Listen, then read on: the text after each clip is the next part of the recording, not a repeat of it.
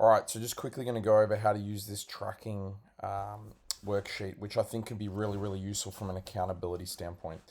So at the bottom here on this Google spreadsheet, we have things that we can track. The main things that I have in here, if we go to the far left, is client goals, where we just reflect on a 6 month goal and then just looking at the next month ahead and what we could look to achieve.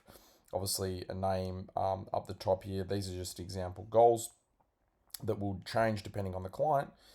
And then, so again, that's just to keep kind of track of things there, just to always have something to recap on and be focused with our goals. At the bottom here, 2021 training tracking or whatever the year may be. Here, what we're going to do is we're going to, every time we train, we add in a date as it relates to whatever day I'm training. So, again, I've got some examples up here. So, example one could be Wednesday, the 24th of 11th. And what I'm going to do here in the second column is put in the type of workout that is completed. So, this would obviously depend on the program available to you, but effectively, let's say it's a day one workout, or it could be day two workout. It could be something like a walk, cross trainer, or some other cardiovascular activity. Obviously, if I did both of these, I could write them out as well. But the key thing is just to track what I've kind of done. So in this example, day one workout and walk. So here in the next column, we're looking at duration. So how long you spent exercising. I would just put in the time. Was it 30 minutes? Was it 45? Was it an hour? Was it 20 minutes? And if possible, you could break that down, which makes it easier for me as your trainer to look at that a little deeper. Here, we would put the average intensity over the session. Obviously, there's a difference between cardiovascular activity and more resistance or kind of home workouts. But in the end of the day, it's about how did it feel over the average of the session. For the resistance, we're going to be looking at the effort for the muscles in terms of what they put in, and with the cardiovascular system, obviously, we're going to be looking more at the heart rate. So they're the way we could kind of look at that. But really, subjective, we're just looking at 1 being really low, 10 being really high in terms of difficulty. And then lastly, here is additional notes. So if you've got any pain or discomfort during any activity, or you're not sure on how to do something, you're a bit confused, and you could obviously add some notes there as well. So again, I've got two working examples here just to give context, but that's kind of how it works. Nutrition tracking can be really, really useful. Again, I've just written an example day here, but effectively, the more specific we can get with nutrition, the better it is. Like if I just wrote eggs and bread, that doesn't really give me an idea of overall consumption. We know when the goal is around weight loss or body composition changes.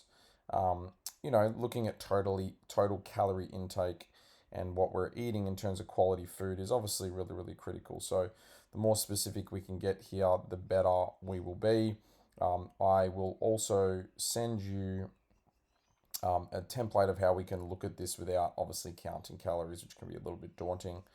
So here we can just again make some notes. The more accurate we can be, the better it will be in terms of reflecting, okay, and looking at these. When you fill in something here, even if you start writing across here, it'll automatically fit into this box, so you don't have to stress about that. So again, this can be really useful.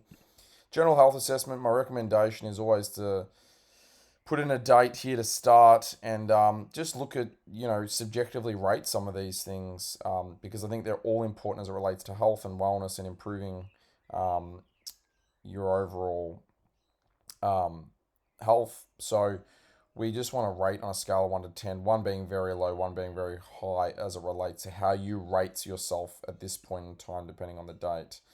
What we'll do is, every 4 weeks or so, you want to reflect on that and see if we're seeing some improvements because, improvements can come in so many ways. So again, this is something you can fill out once every 4 weeks. It's nothing too crazy. And then lastly, weight loss tracking. Again, I think it's useful to do maybe something like a weekly check-in as it relates to weight, just to see if we're kind of moving the needle a little bit, particularly if the goals are surrounded by weight loss, or at least a part of it. It should never be the sole thing, but it's certainly a big part of many client goals. So we put the date, we put the weight. Don't worry about this column, it will automatically correct. So if I put in a certain date here and again, don't worry about that first one, but if in the next data it'll all start making sense here, what I would do is I would, let's say I check in a week later, rough or thereabouts. So let's say it's the 1st of the 12th, 21, and I've lost, let's say I happen to lose 1 kilogram, then you can see that will kind of auto-correct around, what's been changed. So again, that can be helpful. Circumference measurements, this is more for me to look at once in a while and see if we're improving there. It's not really something you have to worry about too much. So that's kind of how we use it. With these tabs at the bottom, again, you can just go down and across. Always want to start to the left, and we're just mainly looking at this tracking. I can look at this live, so I can just check in once in a while, give you some feedback.